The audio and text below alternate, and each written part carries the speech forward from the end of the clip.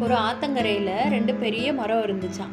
அந்த வழியாக வந்த ஒரு சிட்டுக்குருவி மரத்திட்ட கேட்டுச்சான், மழை காலம் தொடங்க இருக்கிறதால நானும் என் குஞ்சுகளும் கூடு கட்டி வசிக்க அனுமதிக்க முடியுமான்னுச்சான்.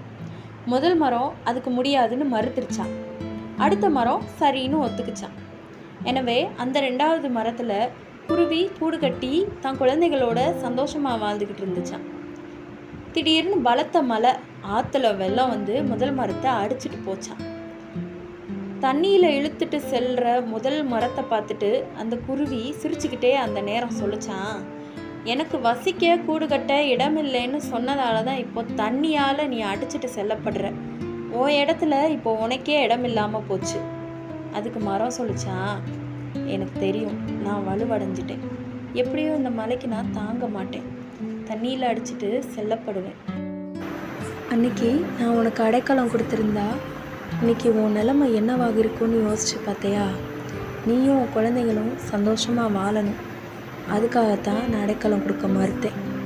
என்னை மன்னிச்சிரு அப்படின்னு சொல்லிக்கிட்டே அந்த மரம் தண்ணியால் இழுத்து செல்லப்பட்டது. குருவி தன் தவறை எண்ணி குற்ற உணர்ச்சியில் ஆழ்ந்தது.